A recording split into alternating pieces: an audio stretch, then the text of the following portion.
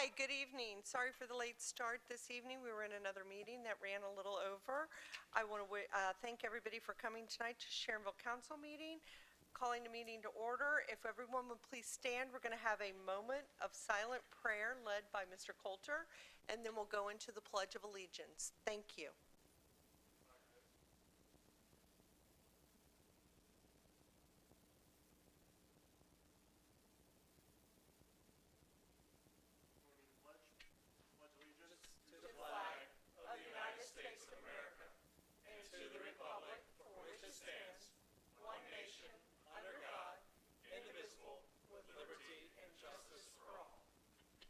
You can all be seated. Roll call, please. Mr. Tankersley? Here. Mr. Wilson? Here. Good. Mr. Coulter? Here. Mr. Lovett? Here. Mr. Cook? Here. Mrs. Knight? Here. Mr. Schmidt? Here. Thank you. Approval of minutes. Are there any additions or corrections to the minutes that were mailed out for the February 22nd regular council meeting? Seeing none, those stand as written and distributed. We'll go right into reports and communication. Mayor Hardman. Love to.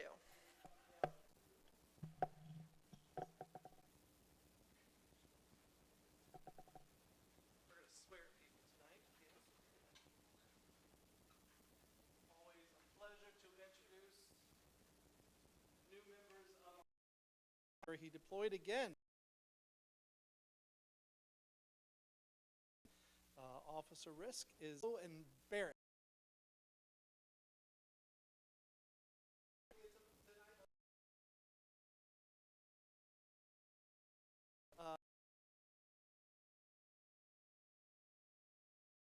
Really do all this fun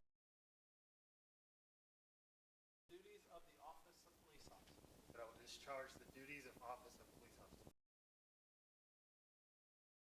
Police. Perfect. Thank you for watching. I think they were honestly and faithful. The office of police officer. To which I have been appointed. According to law. To the best of my ability. Congratulations, sir. Welcome aboard.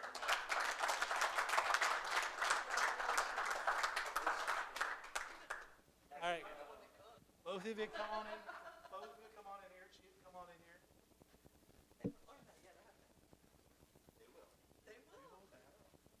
You hold that one. All right, Ms. Coffee, get in here. Squeeze in here. Let's look pretty.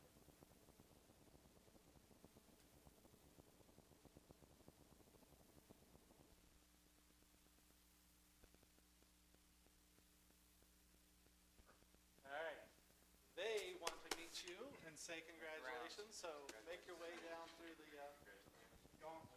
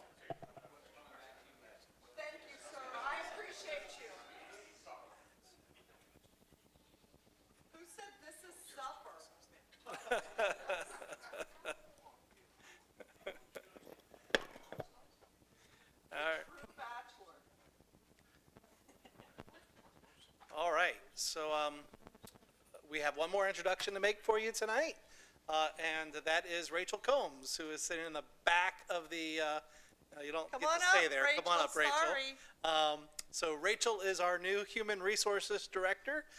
She comes to us from the city of Middletown. I am super excited to have her here with us.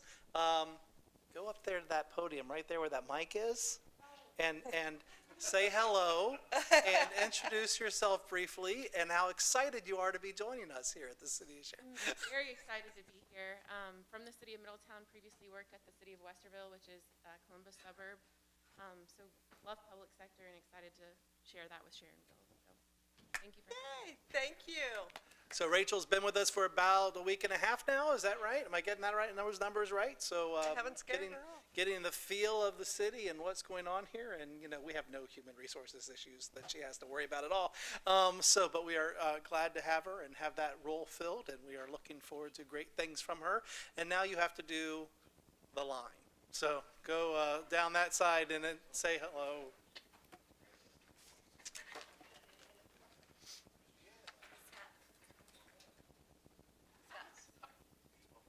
Scott's not paying attention. Welcome again.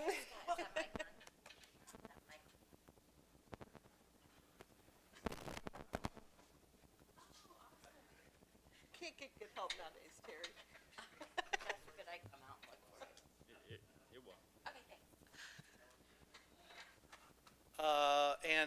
I'm going to defer anything else because I think things are going to be covered through other people tonight. So, and if not, I'll pick it up at the end. So that's all I have. All right, we'll go on to our Safety Service Director, Mr. Lucas. Thank you. So the legislation this evening, 2022 R3 is dedicating the new police station after Chief Vanover. Chief Nesbitt talked about that a few meetings ago. Ordinance 2022-16E deals with Gorman Park and proceeding forward with Phase 2. Michael and Scott will double team on this one, talking about MSP's contract and the costs involved, all that.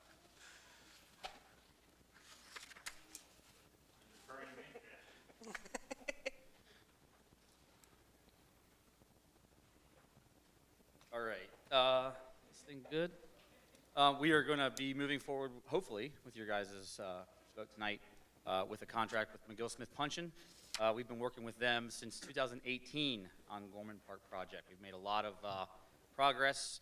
Actually, really happy to report today we had our demolition bid opening, and the bids were not just favorable, but extremely favorable. So we're glad to see a little bit of relief with bidding process. This particular contract with MSP is going to allow us to get into schematic design, design documents, construction documents, bidding services, and then construction administration. So this sees us basically through the ribbon cutting of the second phase of Gorman Park. You guys have already seen Phase 1, the splash pad, the shelter, the playground, all the fun stuff that's there now. That come May is going to be packed and stacked. We're really looking forward to it. But this will take care of the remainder of the park.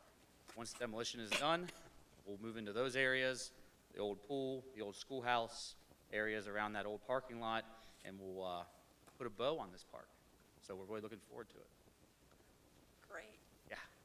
So Michael referenced the demolition bids, and I may be off a little bit, but the engineer's estimate was $225,000, 225. and the apparent low bid was about $150. So we're reviewing that bid, but it looks like that bid may be obviously. Feeling pretty confident. Good. Good.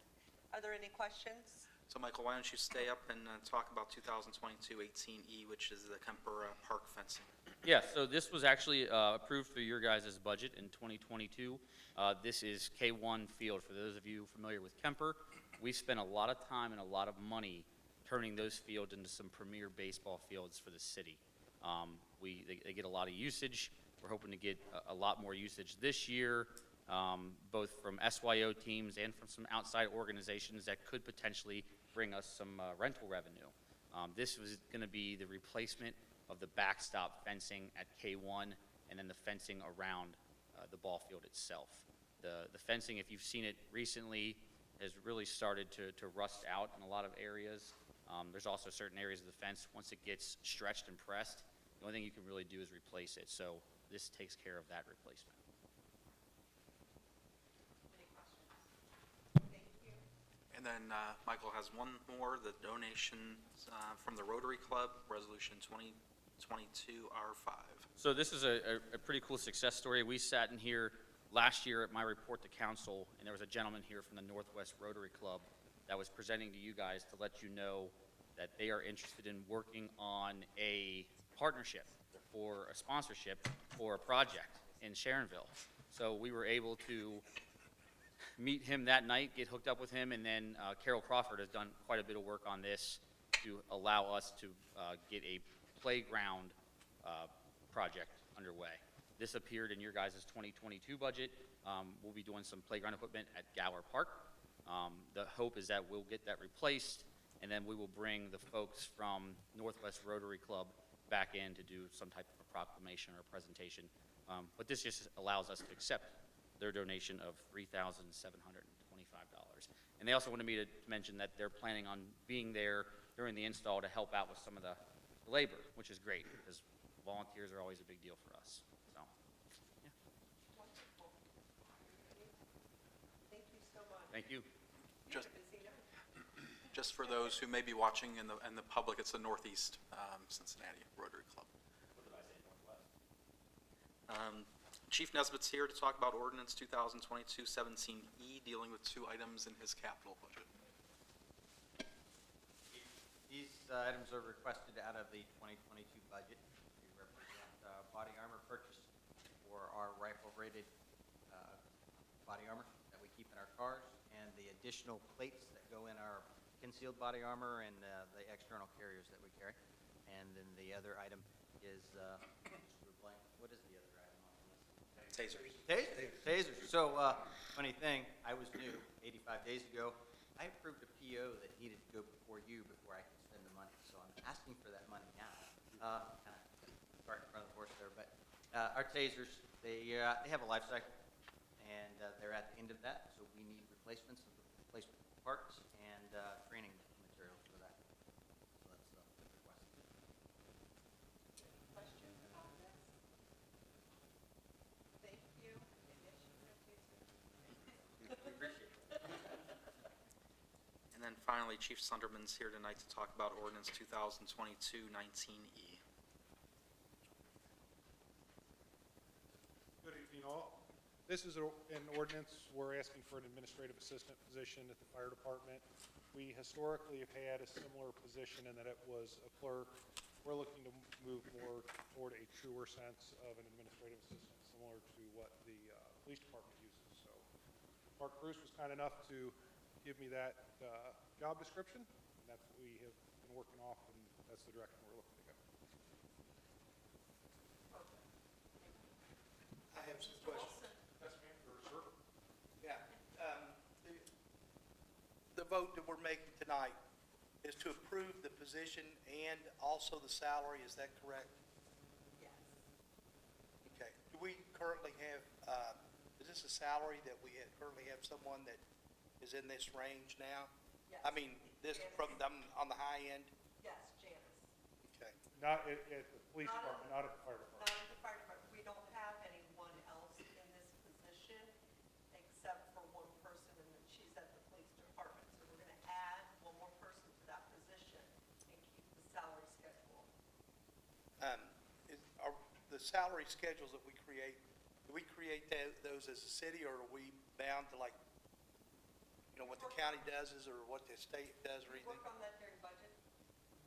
We get that during budget, we look at it, and we, you know, we approve it, and basically, everyone gets their, like, 2 or 3% cost of living raise and things like that through those. But for the most part, if you want to increase or, you know, God forbid you guys want to decrease somebody, but if you wanted to increase someone, that's where we talk about that. Sounds like we don't talk about it here then.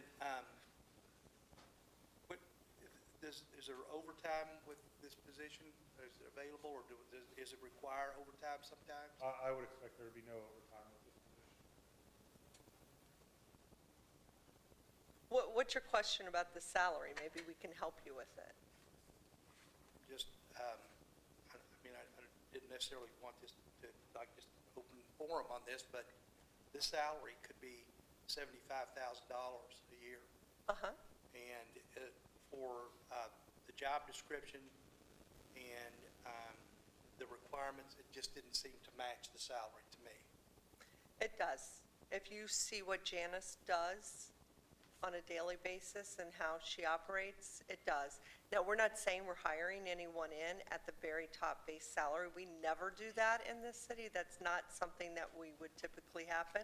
And this is a mayor's appointment. We just have to approve adding this to another position. But Chief Sunderman, you do have a targeted wage We do have, expectation. we do have a target, and basically, the way I come up with that target is as I said, we historically have had a clerk, which is considered a lower position than administrative assistant, and we took that clerk range, and for the first year added, off the top of my head, I think $2.50 an hour to that. So we did have a target somewhere in and I'm sorry, this is off the top of my head, in the $50,000 to $54,000 a year range for that first year. And so the $17 to $35 an hour that you're looking at in that ordinance, that's directly off of the salary ordinance, that range. That's why I had to put that range in. It has to match. I don't think that $17 an hour starting is out of line. It's the upper number that.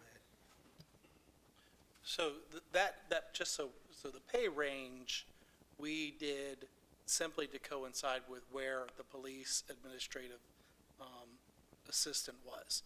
So that's the pay range that's there. It's basically the exact same role, except instead of being the police department, they're serving the fire department. We obviously had someone in a role that was very similar to what that was. That person is no longer with the city.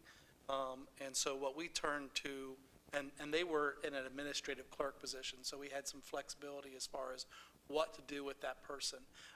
What we've learned is the person that was serving that role was probably doing things that were much different than what our administrative clerks are within the city. There was a certain specialized skill that the fire department needed for that role. And that would be a little different than what our administrative clerks are doing throughout the other parts of the city. So when Dan came on, what we asked of him was, one, do you want us to get you just another administrative clerk? And I don't mean that demeaningly. I know that did sound really bad the way I just said that. Do we want you to get another administrative clerk, because we are already budgeted to do that, or not budgeted, but we already have the ability to do that? Or should we be transitioning this job to one that is more specialized, more attuned to the needs of the fire department, and to provide assistance to him as the chief and the assistant and the battalion chiefs within the fire department? After a couple of months of probably considering that, ultimately he felt like the best role in order to serve their needs of the fire department was to go with this role, to move it out of the administrative clerk position, have it specialized to the fire department. And then when we look at pay range, because the duties are virtually identical, except police side versus fire side, made sense to have it within the same pay range. Again, there's a budget that Dan has to live by within the fire department by way of this is how much personnel dollars we have, or else we have to come back to you as council to say we can't afford that. So it's going to be a matter of what skill level do we have of the person that's coming into that role, how many years of experience do they have in a role like that. So the expanse of the pay range gives us the ability to look at those types of qualifications to bring in the right person in order to fulfill this role. And it's a pretty vital one. I mean, Dan, you could probably provide a little more background as to the skills that were there Really, before. this is why we did start, as Kevin said, this is, and I, we've I've been thinking about this, if you will, for 3 months, and this is why we went the direction of an administrative assistant, is, this person will be getting into budgeting, will be helping us with budgeting. A big part of what they're going to be helping us with is EMS billing. That is a revenue stream for the fire department. We have put new billing or run reporting systems in place. That is going to change our EMS billing. That gets very cumbersome to, make sure our EMS billing and all that is going, coded correctly and going to the right people.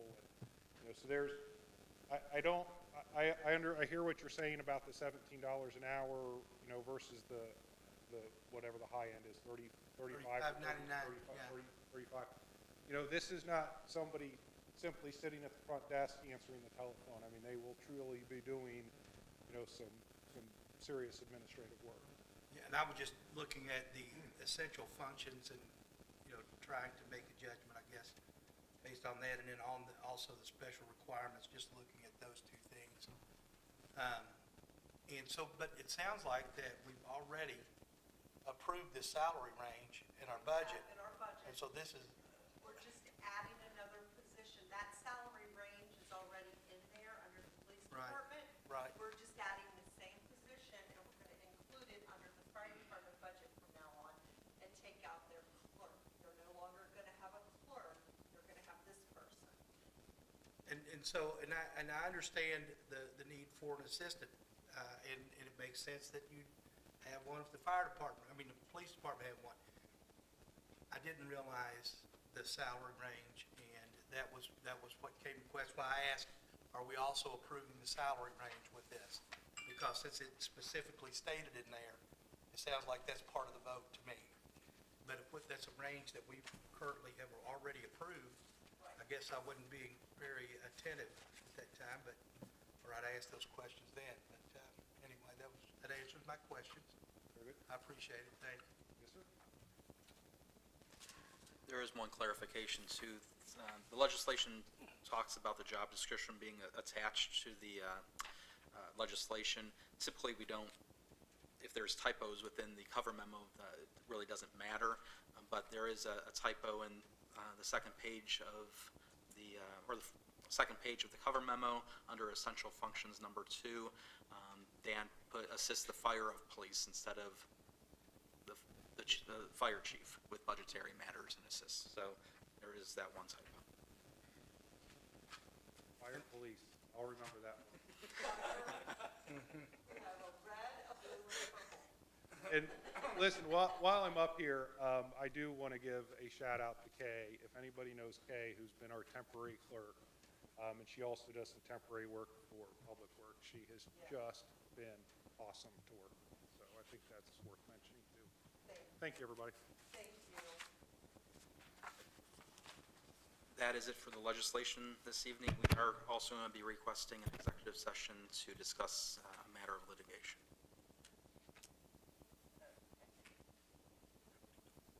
Do you want that to come at the end? Sure. Okay.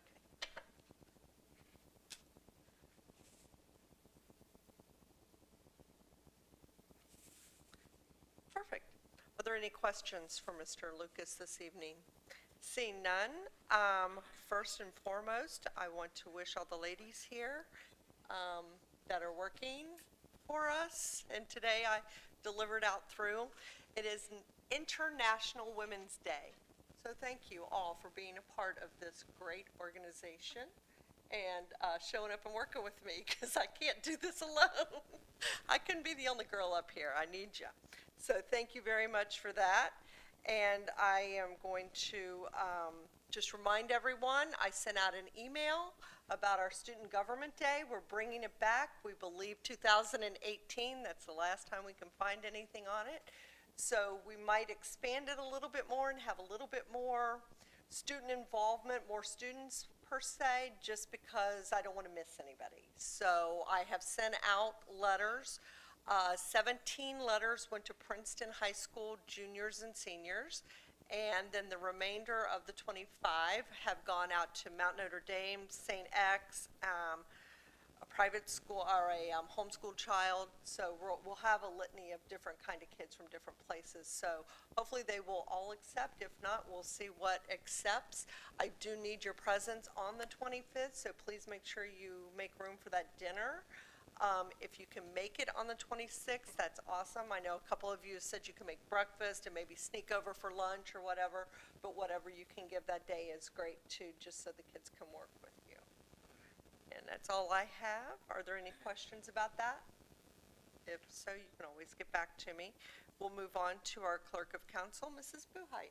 Thanks. Just to note that the new liquor license permit application for Shung Fei Trading, Inc., located at 1197 Lebanon Road, was sent back and to the Board of Liquor Control. There were no objections to that. Perfect, thank you. We'll move on to Law Director, Mr. Lippert. Thank you very much. I just want to take this opportunity to publicly thank Josh Santos and both of our chiefs who are here, Chief Nesbitt and Chief Sunderman. We just completed a very voluminous public records request, and it was thanks to them and their staff. So thank you publicly. Thank you. Residents that wish to be heard this evening. Any residents? You're good? Okay. Anyone else want to be heard this evening? Okay, we'll move on. Council committees. Community Development, Mr. Wilson. No report. Okay. Community Services, Mr. Lovett. Thank you. No report tonight, but our next meeting will be on Wednesday, April 6th at 4 p.m. Okay. We've already got budget items for you on the agenda. Awesome. Pickleball. Budget and Finance, Mr. Cook. Thank you. No report on Budget and Finance. Project Oversight, I will just state that we met tonight. We talked about the remodeling of the downtown loop. That's targeted to start the summer of 2022 and complete in the spring of 2023. And then we also discussed the FEMA project and how we can get that best accomplished. I'll have more in my report. Perfect. Thank you. I just want to ahead. kind of add on, Yeah. because Okay. just so it's out there for all of you to know and the public knows. So with regard to the downtown project and the Depot Square project, those timeframes are dependent upon making sure you all approve the next step. So you're going to start seeing legislation here our next council meeting. And if you have any questions about the plan and what there is, we'll get that out to you. There was some great flyby Yes. overviews of the loop area that are the same as the drawings you've seen, but it's kind of nice to see the video in progress. So we're going to get those, and as soon as we get those, not only we'll share that with you, but we'll get those shared out to the public as well, so they can hear. So it's an exciting time, and we're really looking forward to that. Hopefully that time frame sticks, but again, that's all going to depend on your movement on legislation and where we go from there. With regard to the FEMA project, we met with them. Everyone needs to be aware of the fact that that project going forward is going to entail some coordination between us, our friends at Duke Energy, and the projects they do, as well as acquiring some property rights along that Main Street Wise Carver area that we've already seen as part of this project. It is also going to entail some shutdown of road, in particular northbound Main Street. So that access that comes from Wise Carver to Main into downtown, that will be shut down for some period of time. The big discussion we had tonight was timing and when we want to do things, and the window that Duke Energy has given us for them to start their project. So we want this project to move forward as soon as we can, because we have a drop dead date with regard to the grant funds that we have, and so we have to keep our partners that hopefully are good partners, and keep them on the same leash that we're on. So unfortunately, in order to do that, that means by condensing this time frame and looking at trying to hit a Duke Energy time frame of October of this year, you're going to start seeing some potential eminent domain legislation if it gets to that point sooner rather than later.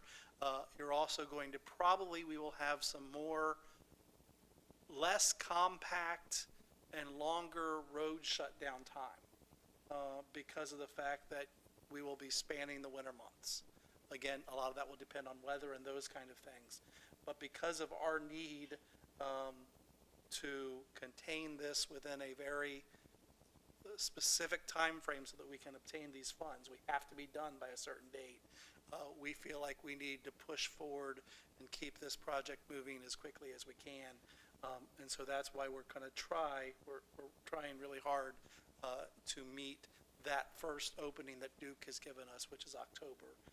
If we don't hit October, we could maybe do December, but that's even more iffy because of weather issues, and then we are left with May. So May would be the ideal date if we didn't have a deadline for the spending of the grant funds. May would be the ideal date for Duke to do their work because it would limit it would more compact the time in which the road will be shut down. However, because of those risks that we have, because we're not just relying upon us, relying upon others to get certain work done, the committee and the administration, I think, even would agree with this at this point, feels like we need to try to hit that October date right now. It's going to be hard for us to hit that October date. There's a lot of things that have to happen, especially as it relates to the purchasing and potential eminent domain stuff. But our goal and what we're working with Tetra Tech to do, based on those conversations at our committee meeting tonight, are to try to hit that October date for Duke to start and do their work. But I just want everybody here to be aware. Obviously, anybody watching and observing public will obviously get that information out to people as well, so they're aware. But I don't want anybody to be surprised. In other words, if there's a shutdown and then an open back up for a short period of time and then shut down again, because those are obviously things that we hear from the public, probably louder more than anything. But we want to be able to share that information and why we are choosing to do it this way as opposed to waiting for the later date. Are there any questions from anyone that was not in the meeting? Okay, we'll move forward. Honored citizens, Mrs. Knight. Tonight, I am honoring all the senior citizens in Sharonville. They have survived the COVID pandemic like troopers. I would also like to welcome any seniors in Sharonville over 55 to join our Senior Citizen Club. We meet on Mondays at 10 in the rec room at the rec center. After a brief meeting, we break up, play bingo, play cards, or just sit around and reminisce about the good old days. And then at 11:30, a lunch is provided. I hope to see everybody, and just one label, I am now the president of the Senior Citizen Club. You go, little buddy. Can we also honor that the root beer stand is open, please? Yes, unfortunately, the weather is not cooperating. The Saturday was unbelievable. Eric has added a new front, if no one's been by, and there are stools provided there to sit at, and he's got the water games out. And as soon as the weather gets a lot better, we'll be getting the mugs back out. He doubts if we'll ever be actually inside again because of just how close it is in there. But he's working very hard on trying to bring it back to the way it was. And then he also got a grant from Sharonville, and he's putting in a new window, so takeout's a lot easier instead of waiting in the front. But I know a lot of people on Saturday sat around that, it's like not a horseshoe, but a square. And people were loving it, so. Good. I was in the back, so I didn't see much, but that's Well, what I thank heard. you. I know a lot of my family members were down there, so that's perfect. Thank you. Law and Public Safety, Mr. Schmidt. Thank you. Because there are 5 Tuesdays now in March, our next Law Committee meeting will be on the 22nd, 4 p.m., Administrative Conference Room. Thank you. Thank you. And tonight, we get to hear from our police chief.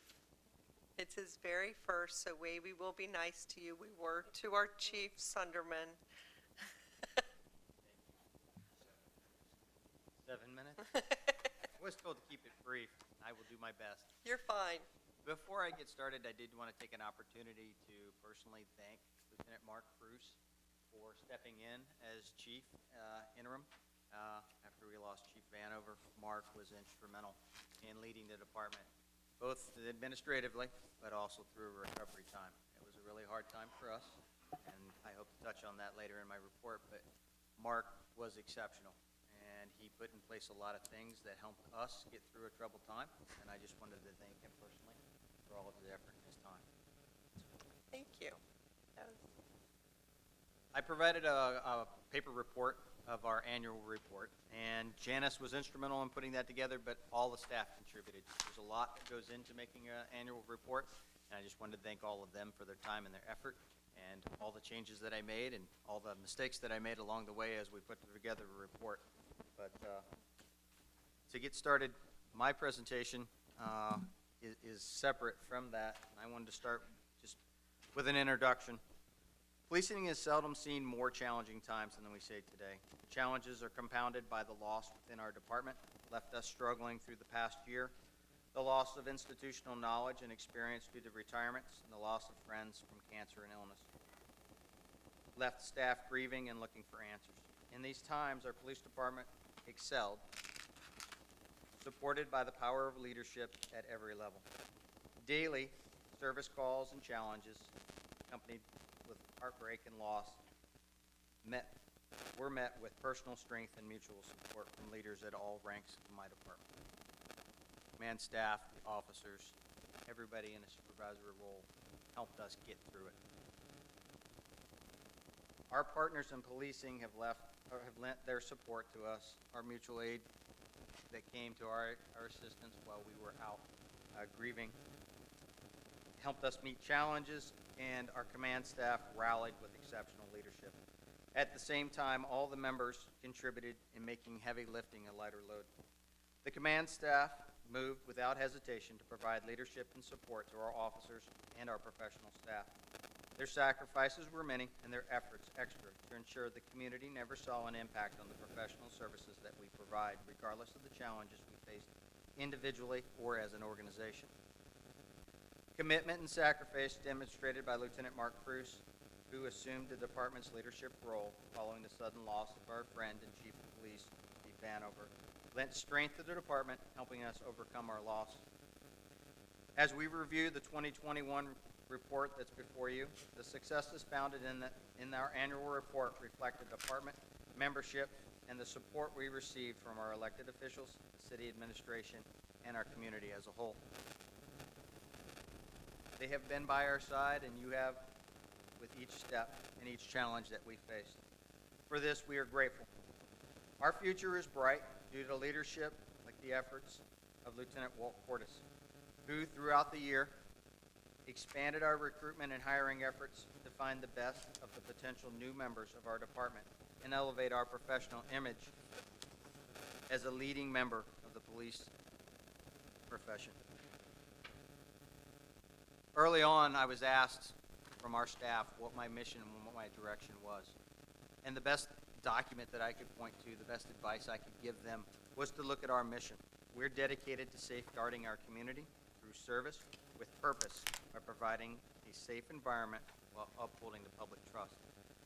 With that and our core values, professionalism, responsibility, integrity, dedication, and excellence, we provided services throughout 2021 that, aside from our personal challenges and our internal challenges, had many other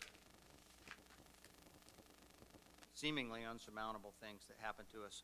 Our profession went under fire, scrutiny like never before, and we responded to more calls for service by the citizens of Sharonville and the visitors to our community than ever before. We set a new record of 10,204 emergency calls for service, with 16,888 total calls for service and another 7,000 calls that were self-initiated by our officers. 24,000 calls for service were answered by our officers this year at a time when we had a lot of turnover. It's not been since 1990 that we hired as many officers as we did in 2021, with 5 officers, a new dispatcher, a new assistant clerk of courts, and a hotel liaison officer. All of these people were instrumental in helping us pick up this burden. And I wanted to reflect that our staff, though few at 52, carried an awful lot of work and did so admirably. We added a new clerk dispatcher, Spencer Ryan. He comes to us from Norwood. He was a Norwood 911 dispatcher when they disbanded. He came to our department. He is very, very instrumental in providing services and has stepped up and worked a split shift as a dispatcher, meaning he works 2 second shifts and 2 third shifts every week. So he's covering lots of bases for us, and that's allowing us to provide emergency 911 responses to those who don't call 911. Our new assistant clerk of courts, Ms. Buhite, has been instrumental in helping the clerk of courts and the court move on into a more progressive fashion. We added Cody Herbick, who comes to us from Harrison, and he's a graduate of Oak Hills. He spent time in the United States Army, despite having lots of D1 scholarship opportunities. So he's very athletic. He's been a huge asset to us. Brian Limke came to us from Western Hills. He was a member of the Hamilton County Sheriff's Office and then most recently UCPD. You met Officer Risk and Officer Hennigan tonight. They are huge assets, and we were able to afford them an opportunity to attend the police academy. Also, a couple council sessions ago, you met Officer John Leonard. He is a graduate of LaSalle and comes to us from the university law enforcement programs as well.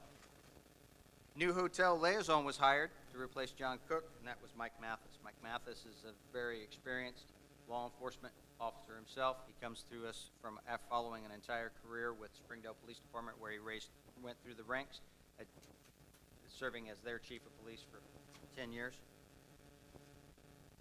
We had multiple promotions due to turnovers. That included Sergeant Dana Taggart was promoted on March 31st.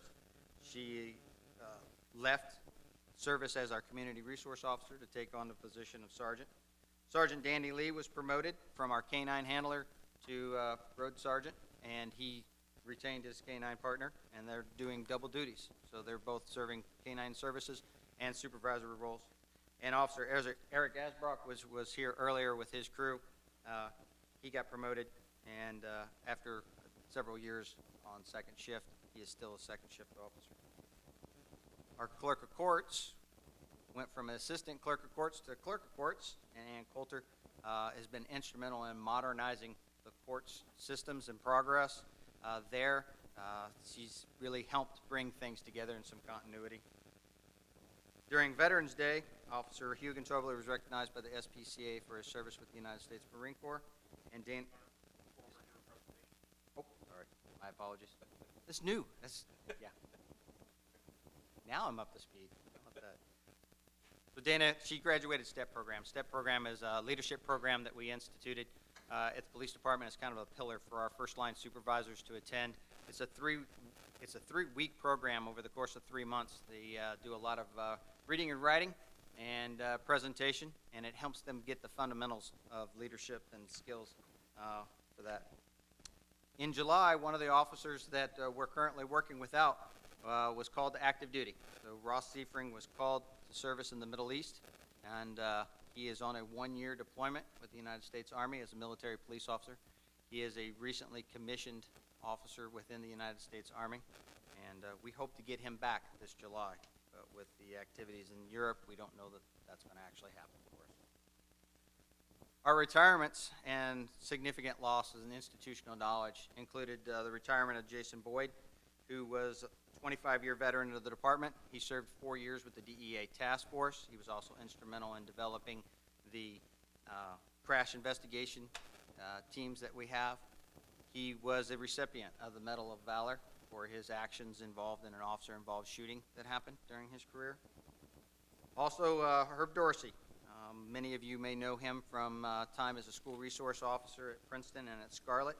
He spent his career mentoring the youth at both schools and was just an absolute joy to be around. Sergeant Scott Tam retired after 21 years with the department.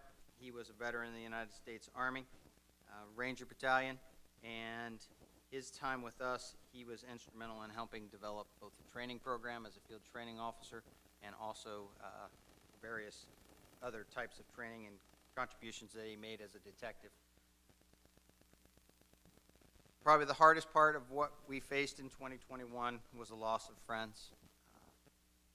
Last year saw the passing of former Chief Bill Noose, who served the city from 1951 to 1990, and the passing of John Wallace, one of my personal FTOs. He served the department for 17 years and also served the United States Marine Corps, retirement there as well. He went on after leaving us as a sergeant to serve as the chief of police for Bethel. And as mentioned previously, we lost Chief Vanover. On August 29th, he suffered a severe medical event that caused him to go into a coma. And on the 5th of September, he passed on, leaving behind his wife, 2 boys, and a grandson. It was a big loss for us, and not just in terms of leadership, but he was a friend, and he was committed to Sharonville. For many years, he was a DARE officer, he was a bike officer, he was a field training officer, and he was a friend. He represented the union. He helped bring us together in a lot of ways. He helped elevate the department in his time with us, and we're very grateful for his contributions and his commitments to Sharonville and to us. My report isn't necessarily a review of statistics. It was simply to talk about the most valuable resource that we as a department have. We accomplished a lot in 2021. We answered a lot of calls for service. Our officers put their lives on the line a lot, and hopefully we met the expectations of council and our community. They did so with honor and integrity, and I'm very proud of them. And I hope you are as well. If there's any questions about the report that you have before you, I have a copy and glad to walk you through that.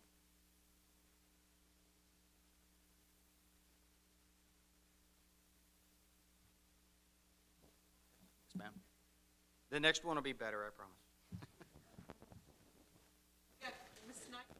Yes, I forgot to mention that at our last 2 meetings ago at our senior citizens, we had Chief Nesbitt and Chief Sunderman come and speak to our seniors, and they were very impressed with the 2 of them, and they plan on having them back again. They had some questions, and I was very proud of them. So we didn't have a big group that day because we had one of our drivers was sick, so you couldn't bring 4 of our ladies. So we'll bring them back again, and then they're going to have questions. So thank you so much, guys. Thank you.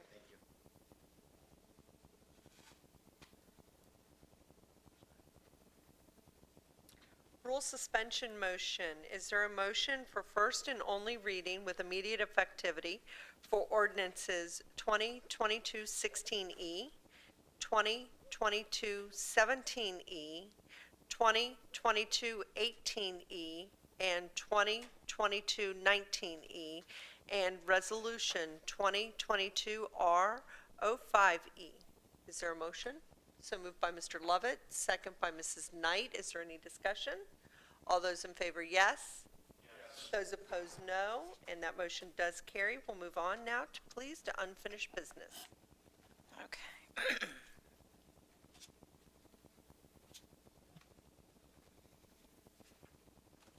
So third reading of Resolution 2022-R03, honoring Chief Stephen R. Vanover by dedicating the Sharonville Police Department in his honor. Is there a motion to pass Resolution 2022-R03? So moved by Mr. Tankersley, second by Mr. Coulter. Is there any discussion? Seeing none, roll call. Mr. Tankersley? Yes. Mr. Wilson? Yes. Mr. Coulter? Yes. Mr. Lovett? Yes. Mr. Cook? Yes. Mrs. Knight? Yes. Mr. Schmidt? Yes. Resolution 2022-R03 has been approved. It's a second reading of Resolution 2022-R04, resolution authorizing the Safety Service Director to submit an application for a Nature Works grant through the Ohio Department of Natural Resources.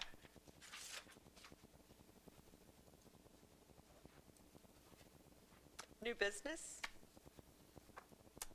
First and only reading of ordinance 2022-16E, amending the 2022 appropriations for the 401 Capital Fund and authorizing the Safety Service Director to enter into a contract for Gorman Park Design Services.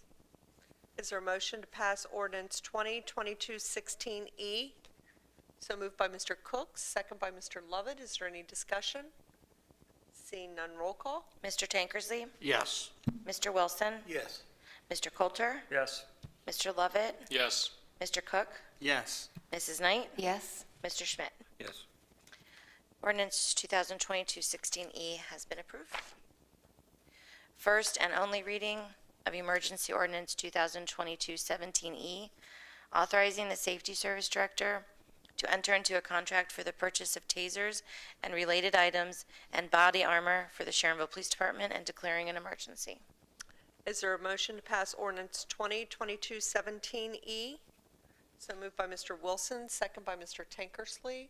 Is there any discussion? Seeing none, roll call. Mr. Tankersley? Yes. Mr. Wilson? Yes. Mr. Coulter? Yes. Mr. Lovett? Yes. Mr. Cook? Yes. Mrs. Knight? Yes. And Mr. Schmidt? Yes. 2022-17E has been approved.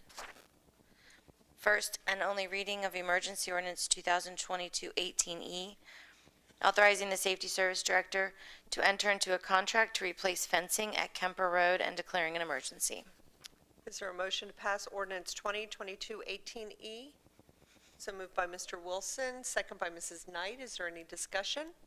Seeing none, roll call. Mr. Tankersley? Yes. Mr. Wilson? Yes. Mr. Coulter? Yes. Mr. Lovett? Yes. Mr. Cook? Yes. Mrs. Knight? Yes. Mr. Schmidt? Yes. Emergency ordinance 2022-18E has been approved. Emergency ordinance this is a first and only reading of emergency ordinance 2022-19E, enacting Sharonville Codified Ordinance 141.11, entitled Administrative Assistant to Fire Chief. That's a first, it should be first and only reading. Did I say, I'm sorry. Oh, okay, That's a first and only reading. okay. Okay. That's why I thought, I didn't think you said that. Okay. All right, is there a motion to pass ordinance 2022-19E? So moved by Mrs. Knight, second by Mr. Lovett. Is there any discussion? Seeing none, roll call. Mr. Tankersley? Yes. Mr. Wilson? Yes. Mr. Coulter? Yes. Mr. Lovett? Yes. Mr. Cook? Yes. Mrs. Knight? Yes. Mr. Schmidt? Yes. Emergency ordinance 2022-19E has been approved. First and only reading of emergency resolution 2022-R05E, accepting the donation of $3,725 from Rotary Club of Northeast Cincinnati. Is there a motion to accept or to process resolution 2022-R05E? So moved by Mrs. Knight, second by Mr. Tankersley. Is there any discussion on taking money? Seeing none, roll call. Yes. Mr. Wilson? Yes. Mr. Coulter? Yes. Mr. Lovett? Yes. Mr. Cook? Yes. Mrs. Knight? Yes. Mr. Schmidt? Yes. Emergency resolution 2022-R05 has been approved. Perfect. Thank you. Sure. Okay, there's another chance if anyone wants to speak. Go ahead, Mr. Schmidt. Jim Schmidt, 12215 Pickwick Place, Sharonville. I just want to make sure I understand, Mr. Mayor, when you were talking about the loop and the FEMA and the possible road closing, you mentioned possibly roads might be closed in May. You meant May of 2023? No. This coming May? Yeah. No, not May, sorry. You No, no. said October. October. October But it is may our go to goal, May. is to start it in October, Okay. which would probably go into the winter months. I would think, hopefully, it would be closer to being done in May. Okay. However, if we don't hit that time frame, it wouldn't start until May. May. So April, May of '23. I just wanted to make sure it wasn't May of this year. No, no. No, more like October. And we'll let you, we'll let you guys know. We're going to keep sure. you in the loop. Okay, thank you. Thank you. Anyone else this evening? Are there any other matters before we go into executive session that need to be heard this evening? Seeing none, is there a motion to go into executive session pursuant to the Ohio Revised Code 121.22G3 to confer with our attorney? So moved by Mr. Tankersley, second by Mr. Wilson. Roll call, please. Mr. Tankersley? Yes. Mr. Wilson? Yes. Mr. Coulter? Yes. Mr. Lovett? Yes. Mr. Cook? Yes. Mrs. Knight? Yes? And Mr. Schmidt? Yes. Okay. We're going into executive session, and I believe we're inviting Chief Sunderman in. Come on in. We will not be doing. Go ahead and